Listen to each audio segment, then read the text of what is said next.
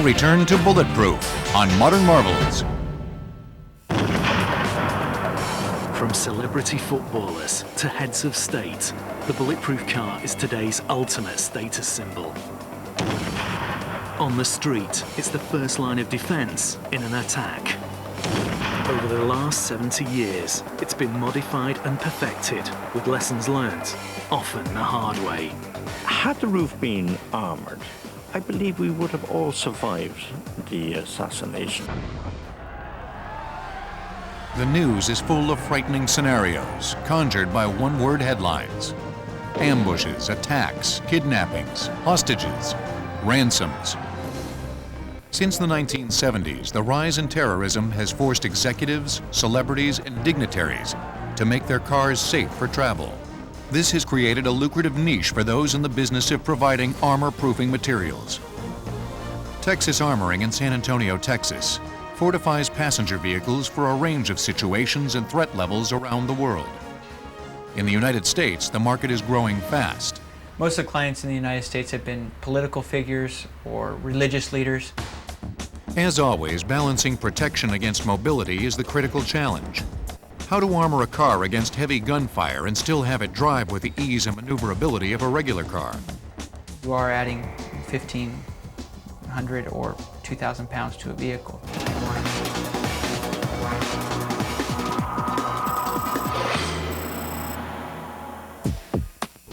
This is a state-of-the-art bulletproof car. Its armour can resist handguns, assault rifles, and even armour-piercing rounds. The engine can be started remotely to protect from car bombs.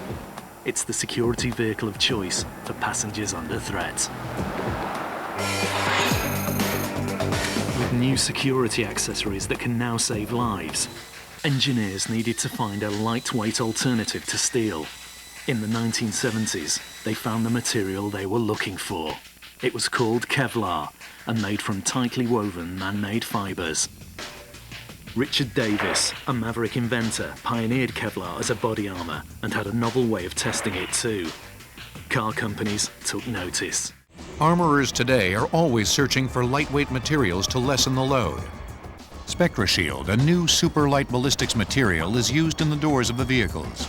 Similar to Kevlar, SpectraShield has multiple layers and is pressed with a resin to form a hard bullet-resistant panel.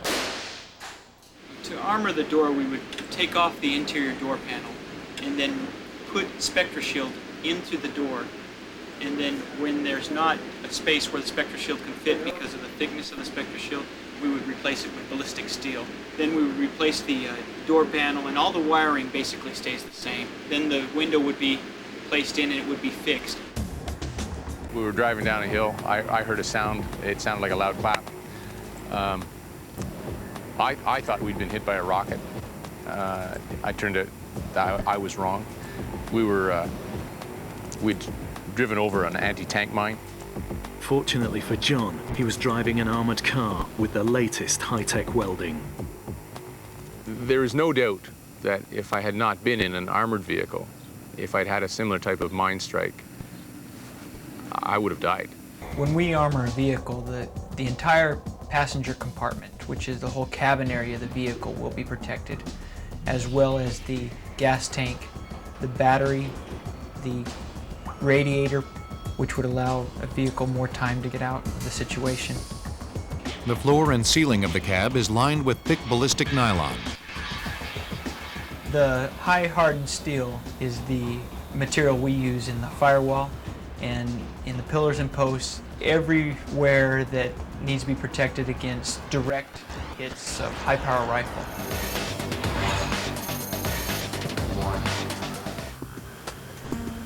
Bulletproof windows are made with normal glass, and the bullet is defeated by sheer mass. To make the glass tougher, you simply add more. Stopping the bullet was not the issue. In fact, this test shows that a .44 Magnum can be defeated by glass, only a few inches thick.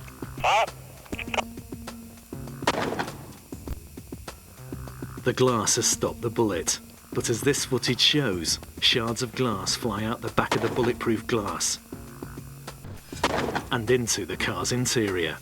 This is called spalling, and it tears the skin to shreds. In the 1970s, designers finally solved this by layering normal glass with sheets of plastic, polycarbonate.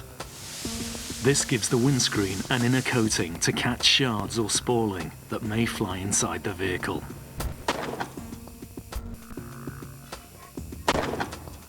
The result? No penetration and no spalling, while glass has traditionally been the Achilles heel of the bulletproof car.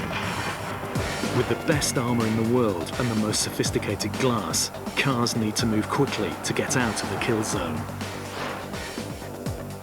From run-flat tyres to smoke dispensers, the way they do this is with security accessories. Extras on an armoured car is not a new idea. Al Capone had a siren. And today, security accessories complement the armour of a bulletproof car. In the event of a car chase, a smoke dispenser can come in very handy.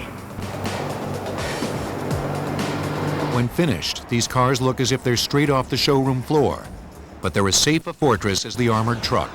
An attacker would not be able to tell that the vehicle is armored. A bulletproof car isn't invincible, but what it gives you is something that may save your life.